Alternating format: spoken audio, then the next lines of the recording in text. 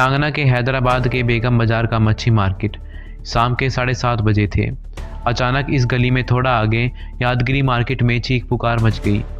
यहीं एक बिल्डिंग में रहने वाले राजस्थानी व्यापारी जगदीश प्रसाद पवार का 22 साल का बेटा नीरज जान बचाने के लिए इधर उधर भाग रहा था। कुछ लड़के उस पर चाकू से ताबड़तोड़ वार कर रहे थे। वहीं मौजूद जगदीश प्रसाद पवार चिल्ला चिल्लाकर आसपास मौजूद लोगों से मदद की गुहार लगा रहे थे।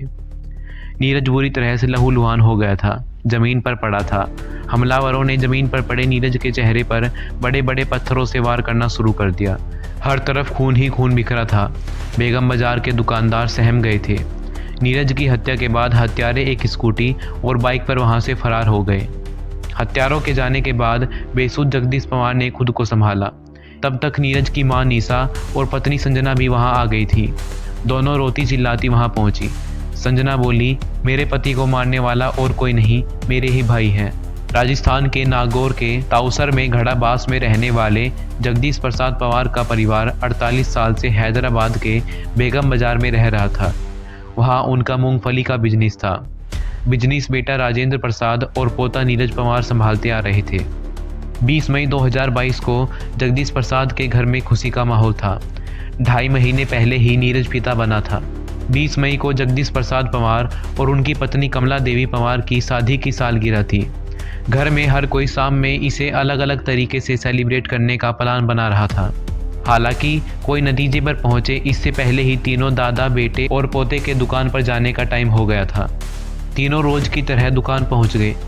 दोपहर 2:30 बजे नीरज ने अपनी मम्मी निशा और पत्नी संजना को फ़ोन कर बताया कि उन्हें दादी के साथ रात को होटल में वेडिंग एनिवर्सरी सेलिब्रेट करने के लिए जाना है। नीरज ने बताया कि वो तीनों दुकान से सीधे वहीं पहुंचेंगे। निशा और संजना तैयारी में लग गई। वहीं नीरज भी पिता और दादा के साथ जल्द से जल्द दुकान का काम खत्म करने में लग गए। शाम के 6 बजे जगदीश प्रसाद और नीरज बेगम बाजार के दूसरे व्यापारियों से अपने कलेक्शन की उगाही करने के लिए निकल गए थे। शाम के 7:30 बजे नीरज और उसके दादा जगदीश पवार बेगम बाजार में एक रिश्तेदार की दुकान पर बैठे थे। तभी वहां बाइक और स्कूटी पर 4-5 लोग आए।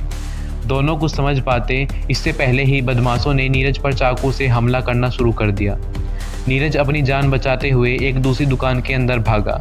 बदमाश उसे वहां से घसीटते हुए बाहर लेकर आए और चाकू से ताबड़तोड़ वार करना शुरू कर दिया। जगदीश प्रसाद आसपास के दुकानदारों से मदद की गुहार लगा रहे थे। नीरज बुरी तरह से घायल हो गया, जख्मों से खून रिस रहा था।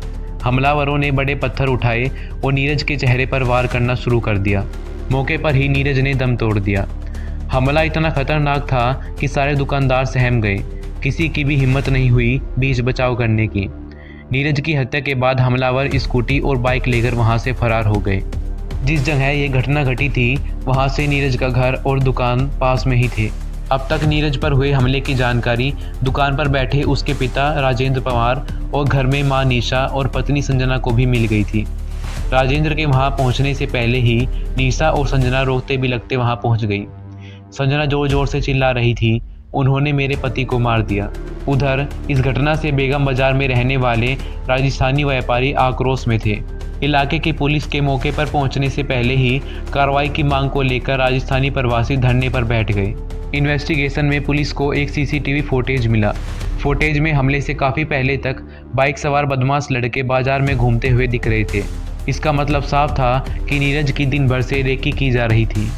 क्या संजना के भाइयों और पीहर वालों ने ही नीरज की हत्या की थी? तो इतनी बेरहमी से हत्या की क्या वजह थी?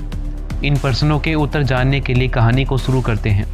लेकिन कहानी में आगे बढ़ने से पहले अगर आप इसी तरह की और भी वीडियोस देखना चाहते हैं तो हमारे चैनल को सब्सक्राइब कर नोटिफिकेशन ऑन कर लें। पुलिस इन्वेस्टिगेशन में पता चला कि नीरज और संजना ने लव मैरिज की थी। नीरज पवार और संजना यादव दोनों के ही परिवार बेगम बाजार में रहते थे। एक ही इलाके में रहने के कारण दोनों के बीच पहले दोस्ती हुई और फिर ये दोस्ती प्यार में बदल गई। यादव समाज से ताल्लुक़ रखने वाली संजना तेलंगाना में ही रहने वाली थी। नीरज राजस्थान के माली समाज का था। 1.5 साल अफेयर के बाद दोनों ने शादी करने का प्लान बना लिया। दोनों ने अपने घर वालों से इस बारे में बात की। नीरज के घर वाले तो संजना को अपनी बहू बनाने के लिए राजी हो गए, लेकिन वहीं संजना के घर वाले इंटरकास्ट मैरिज के खिलाफ थे। उन्होंने नीरज और संजना की शादी से साफ इनकार कर दिया था। संजना के घर वालों का ये फैसला नीरज और संजना को मंजूर नहीं था। एक दिन मौका पाकर नीरज और संजना घर से भाग गए। 13 अप्रैल 2021 को गणेश मंदिर में दोनों ने शादी कर ली। इसके बाद दोनों ने मंदिर से एक वीडियो भी जारी किया। इस वीडियो में बताया कि वे दोनों अपनी मर्जी से शादी कर रहे हैं। दोनों ने संजना के परिवार को खतरा बताते हुए हैदराबाद के पुलिस स्टेशन में शिकायत भी दर्ज कराई। शादी के बाद नीरज और संजना बेगम बाजार से दूर रहने लगे थे। नीरज ने भी बेगम बाजार और कोलसावाड़ी में आना जाना बंद कर दिया था। नीरज के मर्डर से 2.5 महीने पहले नीरज और संजना को एक बेटा हुआ। इसके बाद से नीरज ने दोबारा बेगम बाजार और कोलसावाड़ी में अपने घर और दुकान में आना जाना शुरू कर दिया था। इन्वेस्टिगेशन में आई इस जानकारी ने केस को सुलझाने में पुलिस की काफ़ी मदद की। संजना ने भी पुलिस को दिए बयान में बताया कि उसके भाइयों ने ही उसके पति का मर्डर किया है। संजना ने बताया कि उसके भाई उसकी लव मैरिज से नाराज़ थे। वो नीरज और उसे जान से मारने की धमकियां भी देते थे। इधर इस घटना के अगले दिन ही पुलिस ने मर्डर में शामिल विजय यादव, संजय यादव और रोहित यादव को गिरफ्तार कर लिया था। एक नाबालिग को भी पकड़ा था। वहीं मर्डर में शामिल 3 अन्य आरोपी अभिनंदन यादव, महेश अहीर यादव और प्रशांत यादव फरार थे। घटना के 5 दिन बाद 25 मई को पुलिस ने इन तीनों को भी गिरफ्तार कर लिया। आरोपियों से पूछताछ में पता लगा कि दोस्तों के तानों से परेशान होकर संजना के भाई विजय ने नीरज को पीटने का प्लान बनाया। विजय ने ये बात अभिनंदन को भी बताई। अभिनंदन ने उसे पास बुलाया। दोनों ने एक साथ बैठकर प्लान बनाया कि सिर्फ पीटने से काम नहीं चलेगा, समाज को मैसेज देना होगा, नीरज का मर्डर करना होगा ताकि आइंदा कोई भी दूसरे समाज का लड़का उनके समाज की लड़की से शादी करने से पहले 10 बार सोचे। मर्डर के प्लान में अभिनंदन और विजय ने अपने 5 दोस्तों को भी शामिल कर लिया। प्रशांत और महेश ने मर्डर वाले दिन नीरज की रेकी की।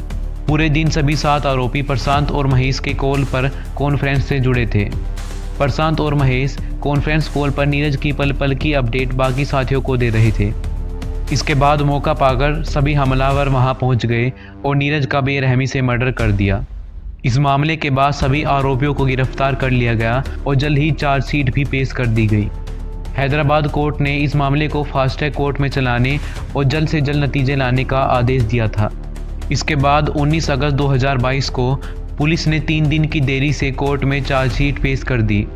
3 दिन की देरी आरोपियों के लिए फ़ायदेमंद साबित हुई और उन्हें एक के बाद एक जमानत मिल गई। फिलहाल सभी जमानत पर बाहर है। फास्ट ट्रैक कोर्ट में सुनवाई अभी पेंडिंग है। संजना अपने बेटे के साथ अपने पति के घर में ही रह रही है। अपने पति के हत्या आरोपी भाइयों के लिए फांसी की सज़ा की मांग कर रही है। वहीं नीरज की मां निशा बताती है कि नीरज के मर्डर के बाद भी उन्हें कई दिनों तक जान से मारने की धमकियां मिली थी।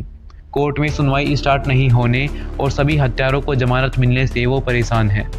तो ये थी कैसे और क्यों राजस्थानी व्यापारी नीरज पवार की हत्या उसके ही ससुराल वालों ने कर दी।